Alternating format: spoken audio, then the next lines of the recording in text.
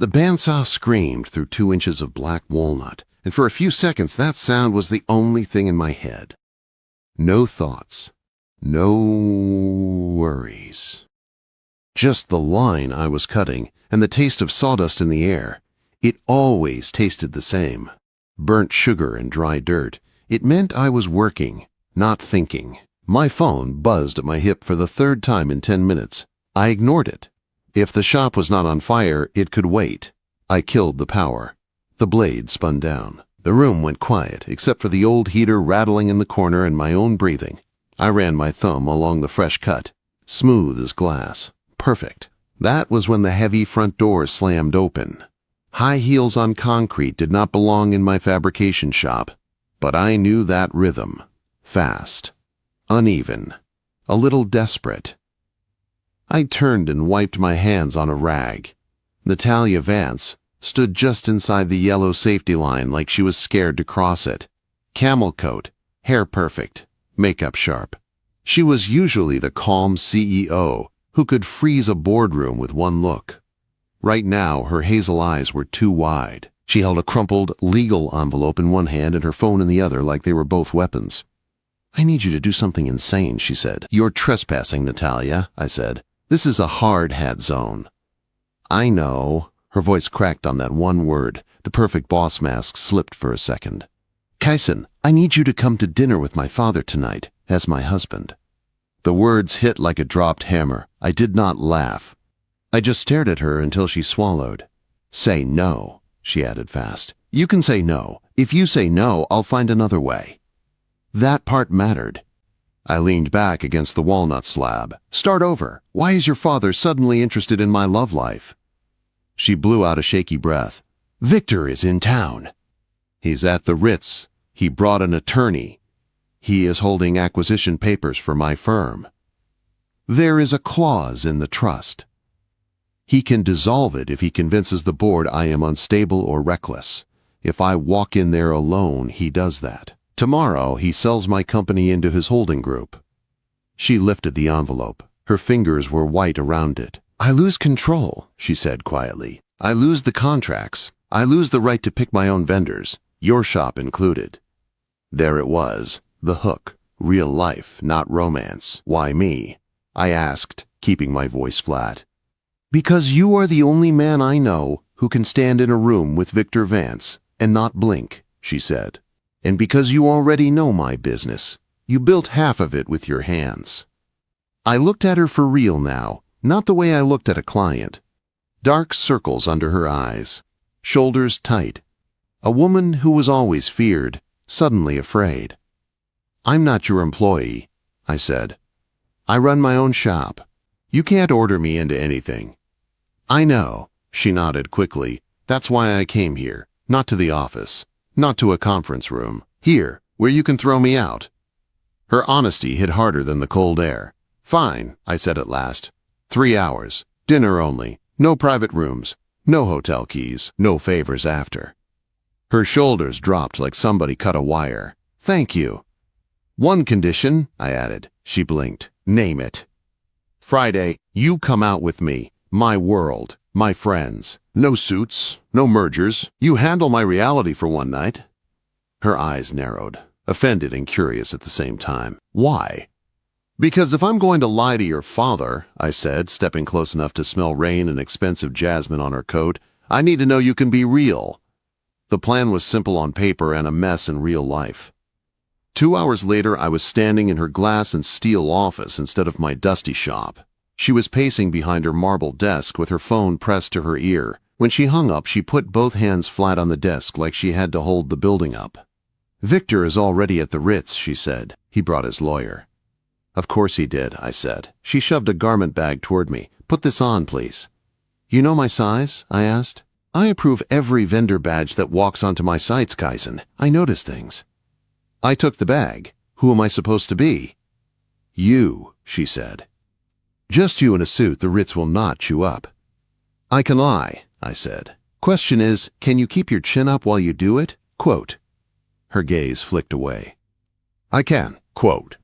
"In the executive bathroom, I changed into the charcoal suit. It fit better than anything I owned."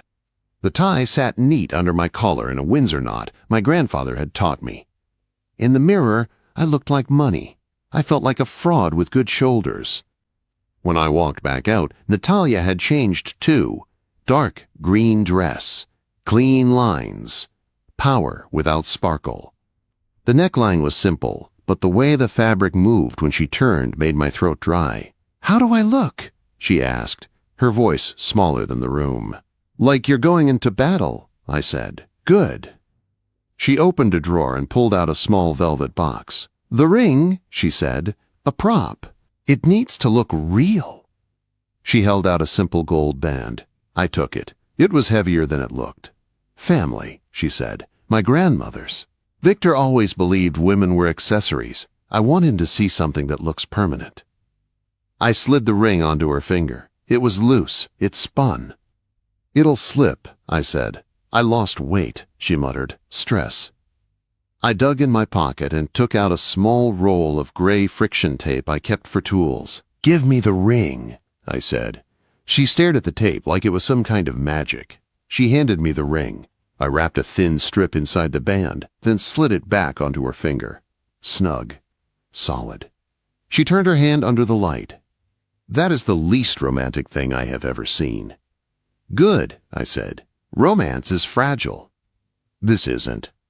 On the way to the Ritz, her driver made a quick stop at a boutique with gold letters in the window.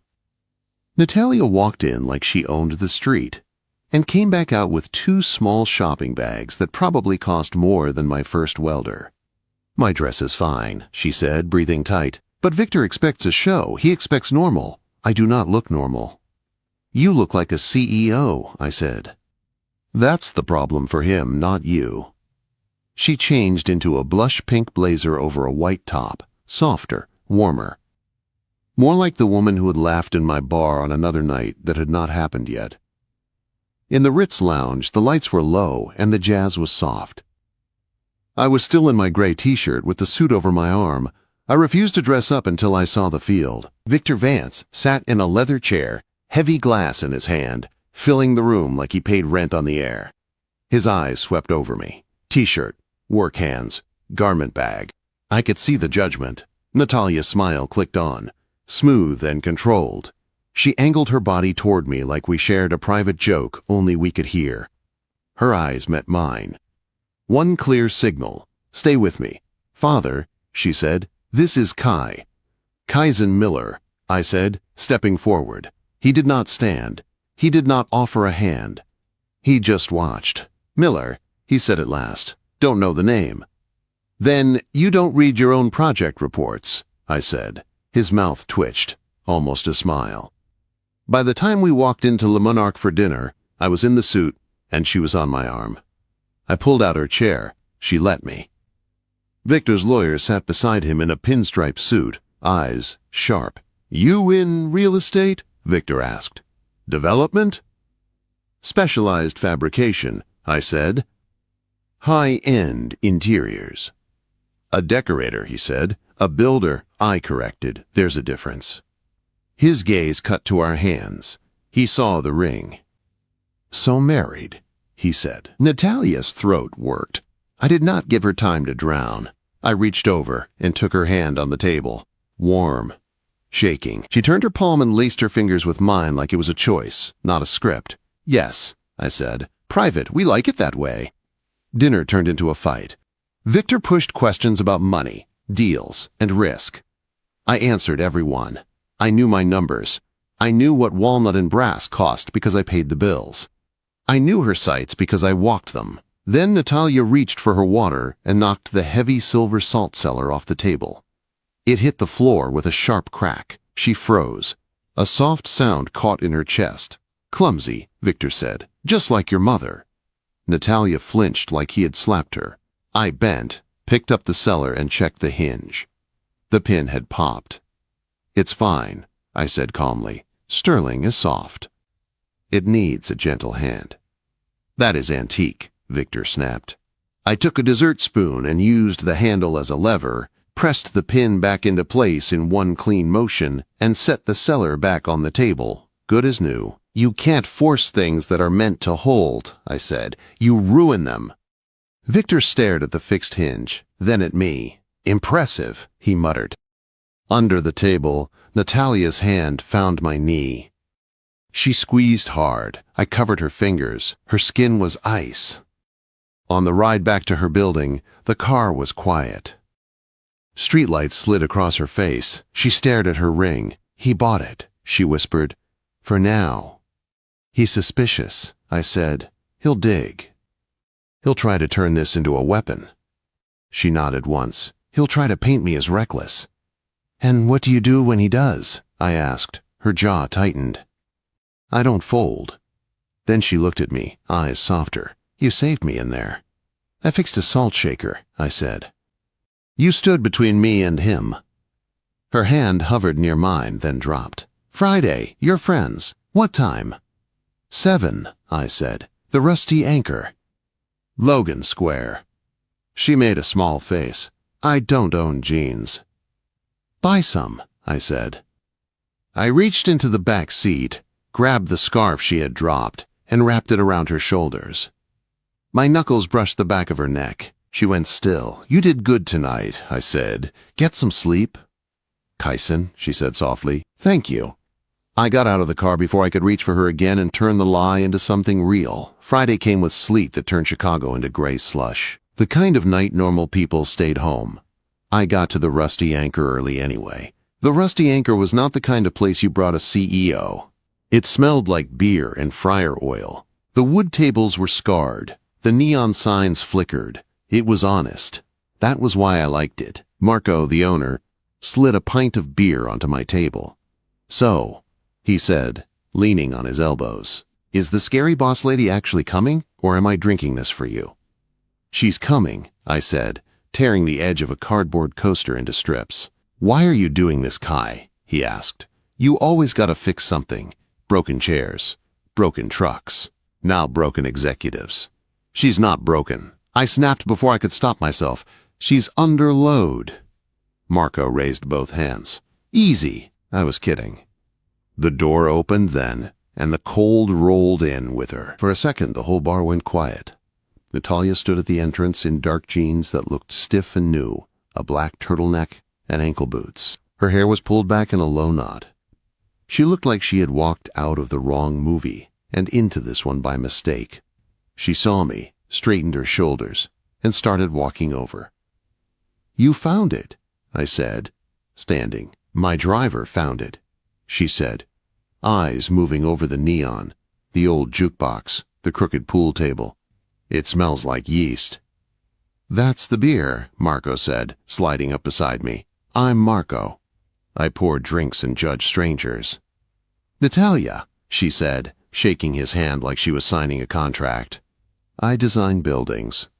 "We know," he said with a grin. "Sit. Trivia starts in 5. Category is 80s music. You know your Duran Duran." She sat carefully like the bench might bite. "I was born in 88, she said. "But I have a good memory." The night started slow. She held her beer like it might poison her. The first question came over the speakers. "What band released the song Hungry Like the Wolf in 1982? Marco frowned and looked at me. Before I could answer, Natalia said, "Duran, Duran." The single dropped in May. Marco stared. "Okay, that's creepy." As the questions kept coming, something shifted. Every time she snapped out an answer, her shoulders loosened a little. At one point, she laughed. Not the polite, controlled boardroom sound. A real laugh that came from deep in her chest and surprised her. People stared for a moment, then went back to their drinks. Midway through the round, her phone buzzed on the table. Victor's name flashed across the screen. She glanced at it, then flipped the phone face down. "Work?" I asked. "Victor," she said. "He sent a revised contract. He wants to audit my vendor list." Her eyes had a sharp edge now. I texted him back. I told him the vendor list is proprietary and he can wait for quarterly review. She lifted her chin. "I handled it." I stopped shredding the coaster and looked at her. "Good," I said. "That's what you do when he pushes. You push back." Quote. Her knee brushed mine under the table. This time, she did not pull away. "This place is strange," she said quietly, watching Marco bicker with a regular over a wrong answer. No one cares who my father is. That's kind of the point, I said. What about you, she asked. Do you care? Quote, I respect you, I said. That is harder to earn than like. Her smile flickered, then settled into something softer. Respect is good, she said. Respect is safe. Later, when the night wound down and the bar grew quieter, she stepped outside with me. The sleet had turned to fine snow. Your world is loud, she said, tucking her hands into her coat pockets. And yours is sharp, I said. Now you've seen both. She looked up at me, eyes searching my face like she was about to say something important. Instead, she just said, thank you for tonight, and slipped into her car. I watched the taillights fade into the slush and told myself this was still a deal. A favor, nothing more. By Monday morning, that lie was working less and less. I was in the shop, welding a custom brass railing for her penthouse project, when the front door slammed open hard enough to shake the glass. Miller, a voice barked. I flipped my visor up. Victor Vance stood in the middle of my bay in a long, dark coat, his lawyer at his side, and a third guy with a camera hanging around his neck. They looked wrong in the oil and dust. Victor, I said, setting the torch down, you're in the wrong building. Am I? He sneered at the metal smell. I did some digging, Kaizen. He dropped a file on my workbench. Pages spilled out. Vendor agreements, invoices, my shop name on her letterhead. Preferred contractor, he said. A man she's been seen with after hours. He tossed a small stack of grainy photos next. Natalia and I leaving her building. Me holding her car door. The two of us walking into the rusty Anchor. I have proof of an inappropriate relationship with a key vendor, Victor said. Conflict of interest. Reputational risk. The board hates risk. What do you want? I asked. My voice came out level. Years of holding steel in place while welds cooled had taught me how to keep my hands steady. Disappear, he said. Resign from every project tied to her firm. Tell her you were playing her for a payout. Break her in public so she crawls back to the family fold to save face. His eyes were sharp and mean. Do that, and I do not blacklist your shop from every job site in the Midwest. And if I don't, I asked. Then I ruin you both, he said simply, but mostly her. I will make sure every firm hears she uses romance to manipulate contracts. He turned and walked out like the decision was already made. My hands did not start shaking until the door shut behind him. I did not call Natalia. If I called, this would turn into feelings and panic. Victor wanted panic. He wanted noise. So I did what I always did when something looked ready to collapse. I sat down at my old metal desk, opened the project schedule for the penthouse, and went to work. I listed materials, labor, deadlines, alternative suppliers. I broke down the timeline into hard facts. On time, under budget, no risk. A plan that showed any board we were not a weak point. We were the strongest beam under her name. Then I printed another paper. Not a resignation from my own shop. A termination of my vendor contract with her firm. Effective immediately. Signed and dated. If that letter hit her legal inbox, Victor lost his cleanest weapon. No active contract. No open invoices. No vendor conflict to flash in front of men in suits. Just his photos and his anger. At 4:30, I walked into her office with a folder under my arm. She was on the phone, smiling. Not the mask, a real rush of relief. We got it, she said. The investors loved the stability story. She saw me and her smile grew. Kaizen, it's working. Victor has been quiet. I think we... I set the folder on her desk. Her words stopped. What is this? She asked. Your penthouse plan, I said. If you authorize overtime for the night crew, you stay under budget and hit the deadline. It keeps your numbers clean. And the other paper? Her fingers hovered over the folder like it might burn. My contract, I said, ended, effective immediately. Color drained from her face. Why? Victor came to my shop, I said. He has photos and invoices. He's going to push a conflict of interest story. He wants a show. If I stay tied to your projects, he keeps a knife at your throat. Let him try, she snapped. standing so fast her chair bumped the wall. The fear in her eyes burned into anger. "We can fight him." "He wants you to fight loud," I said, stepping closer but leaving a careful space. "He wants drama. If I cut the tie, he loses his clean angle. No vendor, no scandal, just a father with a grudge." "So you're cutting yourself loose," she said. Her voice shook now, not from fear, but from fury. "You are leaving me alone in front of him." "I'm removing leverage," I said. "Not abandoning you." "And what about us?" she asked. The word hung in the air between us. My chest tightened. "There is no us," I forced out. "There was a deal." "The deal is done." She came around the desk fast and fisted her hands in my lapels. "Do not lie to me," she said. Her voice was low and rough. "Not after Friday." Quote. I looked down at her hands. I wanted to pull her in and hold her there until the world went quiet. Instead, I took her fingers gently and peeled them away from my jacket, one by one. "You do not need a husband to beat Victor," I said quietly. "You just need his weapon gone. Right now, I am the weapon." Her eyes shone wet, but she did not cry. She did not beg. "Go," she said, voice sharp. "If you are leaving, go." I nodded once. "Finish the penthouse," I said. "Use the plan." Then I walked out of her office, and this time I did not look back. 3 days later, I was staring at a frozen pizza on my counter like it could give me answers. The shop was closed. The apartment was quiet. Too quiet. My phone was face down on the table. I had not called her. She had not called me. That was the deal, I told myself. I had cut the tie. I had done the smart thing. So why did it feel like I had cut out my own ribs with it? My phone rang. Marco's name flashed across the screen. I picked up. "Yeah?" "Turn on channel 5, he said. His voice sounded tight. "Now." My chest went cold. I grabbed the remote and hit the power. The TV came on in the middle of a live shot from a ballroom. Crystal lights, big banners, men in tuxes, women in gowns. A reporter stood in the corner, smiling into the camera. "We're live at the Vance Industries merger gala." The camera cut to the stage. Victor stood at a podium, arms wide, silver tie shining in the lights. Next to him was Natalia. Silver dress, hair swept up, posture perfect, eyes empty, like someone had switched her off inside.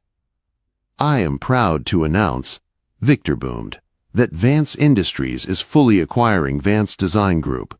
A father could not be happier to bring his daughter's company home."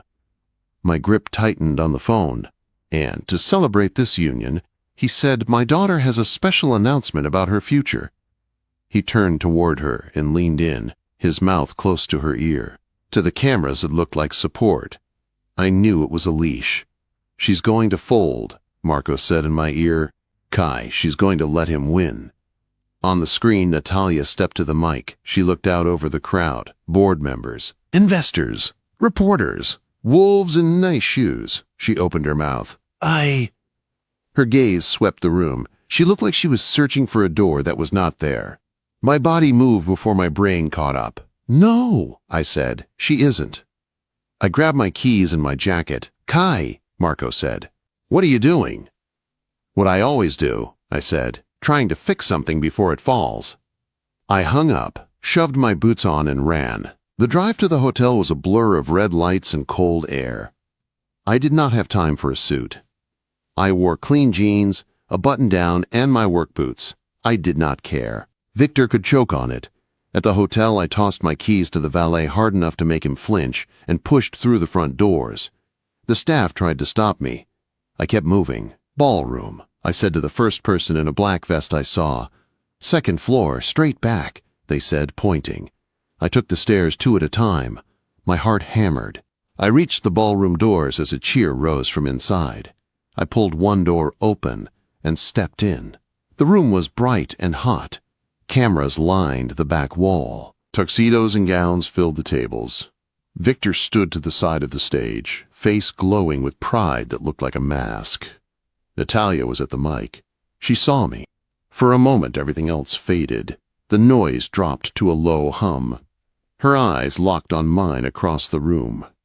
Surprise hit first, then something else. Relief. She took a real breath. I saw her chest rise and fall like it mattered again. "I have an announcement," she said. Her voice came out stronger this time. It echoed to the back of the room. Victor's smile froze. "My father believes a woman needs a merger to be legitimate," she said. "He believes my company is a hobby that should be absorbed." A ripple moved through the crowd. "He is wrong," she said. Victor stepped closer to the mic, fake smile tight. "Natalia, this is not the time." She turned her head just enough to cut him off without touching him. Then she pointed straight at me. "Kaizen Miller," she said. My name rang out under the chandeliers. "He taught me something. You can't fix a weak foundation with expensive paint." All eyes swung toward me. I stood there in my boots and jeans and suddenly felt the weight of every stare. Victor's face went red. He stepped forward and grabbed her arm. "Enough," he hissed. "You will not throw your life's work away for some contractor." Natalia ripped her arm free with a sharp twist. The mic caught the soft sound of her breath. "Do not touch me," she said. Her voice was calm, but it hit like a slap. The room went silent. "I am not merging with Vance Industries," she said clearly. "And I am not marrying for leverage, not for investors, not for my father." His smile broke. "You ungrateful." She walked away from him. Every step off that stage was a choice. She stepped down and moved through the room like the crowd was just another obstacle. People turned. Chairs scraped. Cameras turned to follow her. She stopped when she reached me. Up close, I could see the small tremble in her hands, the fast rise and fall of her chest. Her chin was still up. "You came," she said. "I told you," I said. My voice felt rough. "I don't fold. I'm just slower with tuxedos." Quote. For the first time that night, her mouth curved into a real smile. It was small and shaky and beautiful. She lifted a hand and rested her fingertips against my jaw. Her touch was soft but sure. "Kaizen," she said quietly, "I'm going to do something, and I need you to tell me no if it's not what you want." My heart hit my ribs. I did not speak. I just nodded once. She rose on her toes and kissed me. It was not a stage kiss, not a show. It was short and fierce and clean.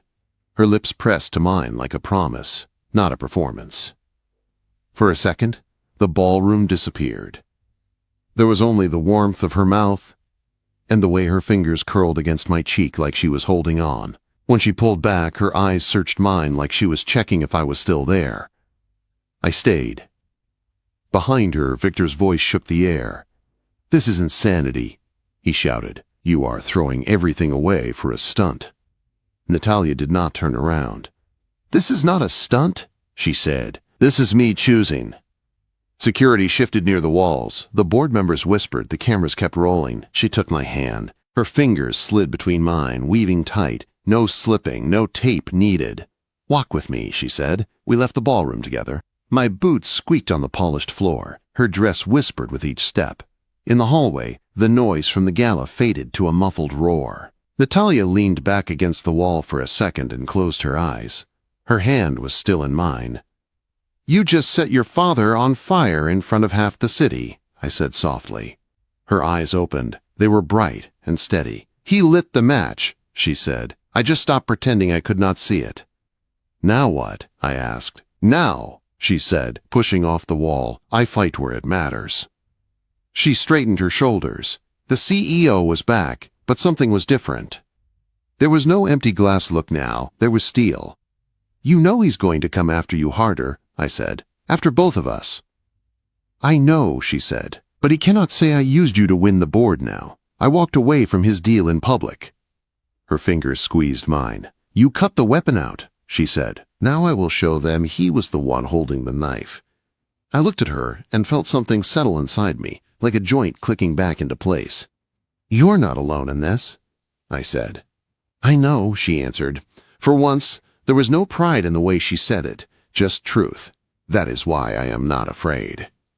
The fallout was coming. Lawyers, papers, headlines. But in that hallway, with her hand locked in mine and her lipstick still on my mouth. All I could think was one simple thing.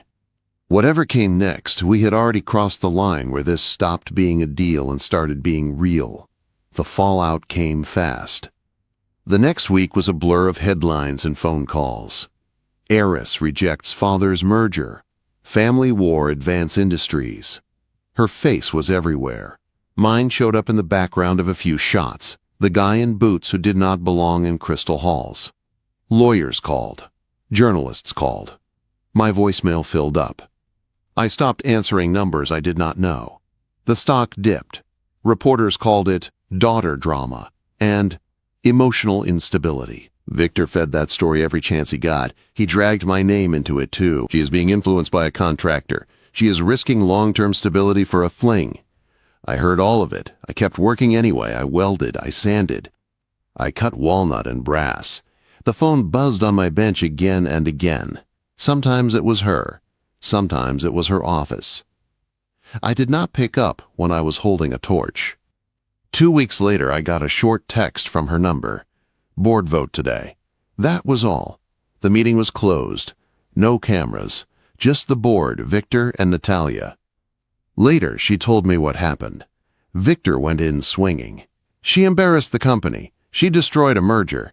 She is reckless. She is too emotional to hold the trust. He tried to use us. He showed them photos. He pushed the inappropriate vendor relationship line. He waved papers and spoke like the floor already belonged to him. Then, Natalia stood. She did not cry. She did not yell. She laid out a timeline. Emails. Letters. His visits to my shop. His threats. The way he had used the trust as a weapon. The way he tried to force her into marriage as a business move. She showed them my contract termination. The dates. The proof that I had cut ties before the gala. That there was no active vendor relationship when she refused the merger. She did what she always did best. She presented facts like tools and used them to build her case. The board members shifted in their seats. They did not love drama. They loved clean numbers and clean risk. Victor had none left. When they voted, they chose to keep her on as head of the firm and keep the trust in place. When she told me that part, she did it in one simple text. Still standing. I read those 2 words in the middle of my noisy shop, surrounded by sawdust and metal, and my knees felt weak with relief. Days passed. Then a week. I did not know what we were now. We were not vendor and client. We were not fake spouses. We were something that did not fit on a form. The answer came on a gray afternoon when the shop doors opened, and she walked in wearing jeans again. Dark denim. Still stiff. Still wrong on her, and somehow exactly right. She stopped near my workbench and slid her hands into her pockets. "Nice pants," I said, pushing a plane along a piece of cherry wood. They almost looked broken in. "They are uncomfortable," she said. "But Marco says they make me look approachable." "Marco talks too much," I said. She smiled a little and set a folder down on the bench between us. "I have a new agreement," she said. I wiped my hands and opened it. Clean lines. Plain English. No trap. "It is not employment," she said. "It is partnership. Your shop stays independent. My company stays independent. We only join for projects we both choose." She met my eye. "No leverage, no secrets, 50-50. "You are giving away equity," I said. "I am investing in the foundation," she answered. "The last few weeks proved something. I do not want anyone to own my work. Not my father, not investors, not you." Her gaze sharpened. "I want someone to stand beside it. And beside me." Silence settled around us. The heater rattled in the corner. A saw clicked in the back where my guys were cleaning up. She took one small step closer. "I also have a dinner tonight with a client," she said. "I do not need a fake husband." "Good," I said. "I would like a real date," she added, and the words came out careful but steady. "With you." My chest felt too tight for a second. I looked down at the contract, then back at her. "Sign the partnership," I said. "Then we can talk about the date." She rolled her eyes, but there was relief in it. "You are impossible." "Sign it," I repeated. She took the pen from my bench and signed her name with a clean, strong stroke. Then she slid the pen across. I signed under hers. Just like that, we were partners, on paper and off it, even if we did not say the second part out loud yet. 6 months later, the proof was all around us. The hotel lobby we redesigned buzzed with people. Lights reflected off brass and glass that had once only existed in sketches on my work table. Reporters snapped photos in front of the new atrium. The launch party was loud and polished and expensive. I hated it. I stood near the bar where Marco was pouring champagne instead of beer and tugged at my collar. "You look like you swallowed a nail," Marco said, handing me a glass. "I hate parties," I said. "I would rather be cutting wood." "Your name is on the project, brother," he said. "Smile once, then you can go hide in the stairwell." Across the room, Natalia was talking to a senator. Silver dress again, this one softer, less armor, more celebration. She looked powerful and sure. She also looked like she was counting the minutes. Her eyes found mine. She excused herself from the senator without asking permission and walked straight toward me. The room seemed to open for her. "You look bored," she said, smoothing my lapel like she owned the suit and the man inside it. "I hate parties," I said again. "Told you that on day one." "1 hour," she said, "then we leave." "To my place?" I asked.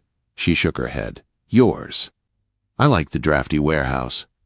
She reached into her small purse and pulled out a tiny box. "I found this," she said. Inside was a small square of gray friction tape, folded neat, the same kind I had wrapped inside her ring months ago. "You kept it," I said. "Of course," she said simply. "Why?" I asked. Her eyes softened. The noise of the party blurred around us. "Because it was the first time anyone fixed something for me without asking what it would cost," she said. "No leverage, no angle, just steady hands." Something hot and full pushed up behind my ribs. She closed the box and slipped it back into her purse. Then, in front of the senator, the investors, the press, and anyone else who cared to look, she took my hand. She did not hide it. She did not play it off as a joke. Her fingers slipped between mine and held tight. "Ready to go home, partner?" she asked. I squeezed her hand back. "Lead the way, boss," I said. She smiled, real and bright, and for once I did not feel like a fraud in a suit. I felt like exactly what I was. A builder who had helped her rebuild her life from the foundation up. A man who had walked into